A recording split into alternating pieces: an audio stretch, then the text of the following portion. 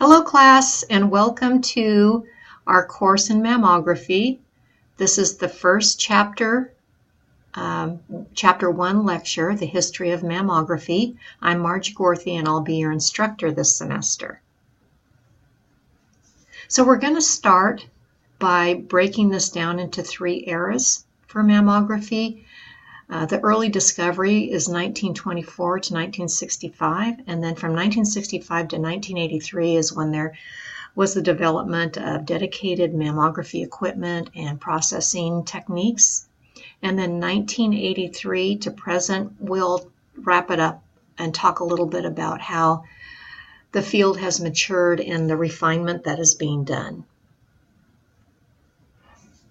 So let's start by talking about how mammography even came into being, and that is thanks to some radiologists that were gathered around a female chest x-ray and noticed that they could see soft tissue from the breast and thought there must be a way for them to image the breast specifically to look at breast pathology and anatomy. And there was one physician in particular that really started doing some testing with specific imaging of the breast. During this time, many different techniques were tried with existing equipment. The patients that were being x-rayed or imaged were patients that presented with advanced clinical symptoms. The equipment that was being used was general x-ray equipment with our tungsten tubes, and then typically would be using industrial or medical x-ray film that would have a direct exposure. Most of the time the patient would be done with views in the cranial caudal projection, a lateral projection, and then to get a closer look at the tail of the breast or the lateral aspect of the breast, they did a Cleopatra view, which was called that because the way that we had the lady kind of recline to get that image of the tail of the breast, it looked like Cleopatra on her fainting couch. So things started out kind of slow. There were a lot of radiologists that were very interested in improving the technique for looking at the breast with x-ray. However, they couldn't get a lot of backing from the medical community. The medical community, for the most part, felt that it could lead to patients feeling comfortable with a negative x-ray when really they needed some type of invasive procedure such as surgery. So they thought that people would have that false sense of security and things would go undetected. Also, there wasn't enough impetus from the desire to really grow in this industry for the technological side of the industry to really want to put money into research and development for mammography. So it was kind of a slow buy-in by the other communities when it came to mammography.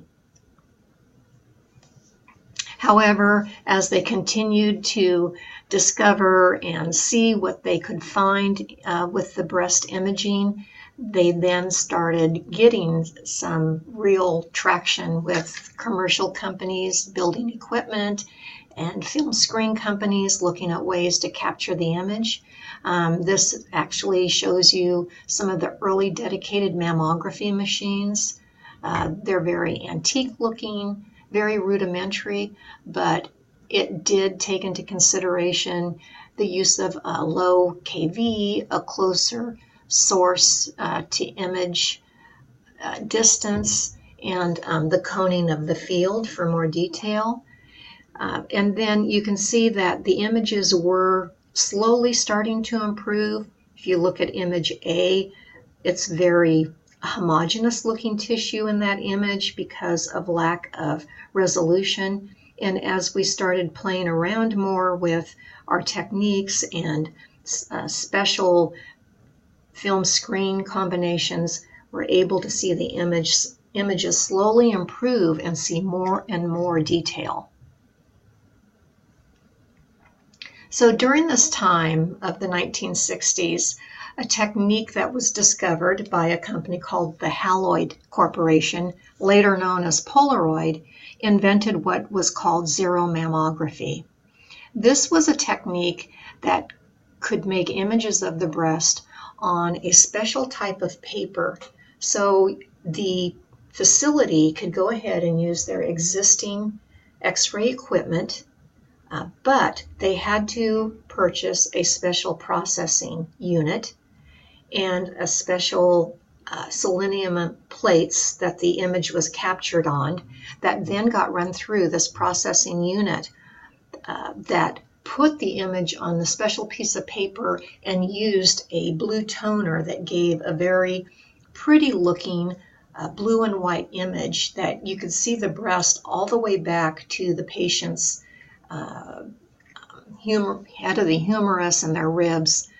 And it was a technique that a lot of facilities invested in and used, but due to the rapid improvements in film screen technology and the lowering of the dose with this new film screen technology, zero mammography was discontinued in 1987. However, there's a lot of leftover habits that still existed, and some of those habits are that with zero mammography, you always had to have the nipple in profile. No matter what the position was, you had to have that nipple in profile. And the main reason is because if the nipple then got superimposed on the breast tissue, the blue, we called it blue toner, would be robbed from the rest of the image. It would all go to that nipple area. So it was important to have that nipple in profile, and in some cases we would risk not having enough breast tissue on the image plate in order to get that nipple in profile. That is not the case anymore. Today, if you have at least one of the views with the nipple in profile, it isn't required on the other view. So therefore, you're not sacrificing breast tissue, because depending on the build of a patient or the shape of a patient's breast, or if they have post-surgical changes, sometimes you can't always get the nipple in profile when you're getting as much breast tissue on the image as possible. The other thing is that we always focused on the lateral aspect of the patient's breast when we were positioning the cranial caudal view, and it was determined that we were missing a very important part of the breast, the medial aspect of the breast, and so now we make sure that we're not sacrificing the medial aspect of the breast when we do a cranial caudal. And then the visualization of the skin line, you could always see the skin line on zero mammography.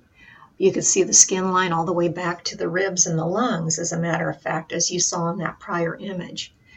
However, we found with film screen, if we were able to see the skin line, then we weren't penetrating the most important part of the breast, and that's where the patient's fibroglandular tissue is. So we started to sacrifice this the skin line so that we could penetrate the fibroglandular tissue of the breast, which is the most important part. If a radiologist felt they needed to see the skin line, they could hot light for the skin line. In most cases, if there's something going on with the patient's skin, you're going to see that clinically, and then you can do some extra views for that. However, in today's world with digital mammography, the units come with built-in algorithms so that you can see both this from the skin line through the fibroglandular tissue of the lady's breast. A couple other leftover habits is that it was very important back in the day to make sure that a patient did not wear deodorant or talcum powder on the day of their mammogram. The reason being is that many of those products contained metals such as aluminum or zinc, and they would show up on the images and mimic microcalcifications. So it's a lot of these, or all of these products, don't contain these ingredients any longer, so the patients can wear deodorant. However, you will find when you get out in a clinical setting that many places still advise women to not wear their deodorant or powder, because still the products can kind of accumulate in the crevices of a patient's axilla or under the breast, and they can still cause some artifact. And then the other old leftover habit is that a lady has to hold her breath or suspend her breathing during the exposure. Mainly the reason that we did that is because we would get the ribs or the lungs on our image, and therefore we wanted her to stop breathing. But it's not necessary, because now, as you can see from the view here on this slide, you're only getting the breast tissue into the image now, and we are compressing it tautly, and with that we can let the lady continue to breathe. She can breathe quietly, but we aren't required to have them suspend their breathing. Some places may still do that. It just depends. Some of the 3D units might have a little bit of a longer exposure, so you wouldn't want to ask a lady to suspend her breathing. It just kind of depends on your equipment and the facility that you're working in. So from 1965 to 1983, there was a lot of development with all of our dedicated technique that we were using, and changes with social and regulatory agencies. So this is when we really started getting some backing on the importance of screening mammography. There were studies that were done primarily in Sweden, some really large screening studies that were done by Laszlo Tabar in Sweden, that people really looked at and felt they really gave us a reason to say that screening mammography does catch cancers earlier and save lives. So it was during this time that there were regulatory changes from the federal government to the American Cancer Society, American College of Radiology, all started backing the importance of screening mammography. And then you combine that with the advancements that were being made with our single emulsion film and cassettes with single intensifying screens that increased our resolution significantly and lowered the dose to the patient. So with all of the dedicated equipment involved with our film, cassettes, and intensifying screen technology, we had dedicated processors that we only ran mammography film through to prevent artifacts from roller marks and the residual that would be left over from the double emulsion film. More and more facilities were dedicating processors strictly to developing their mammography films, to the dedicated mammography machines that were built to be ergonomically better for the technologist, more comfortable for the patient, and with the C-arms that could rotate 360 degrees so that you could get any of those special views. Things were really changing for the good, and images were improving significantly. So we can see how we have matured and how things have refined with mammography.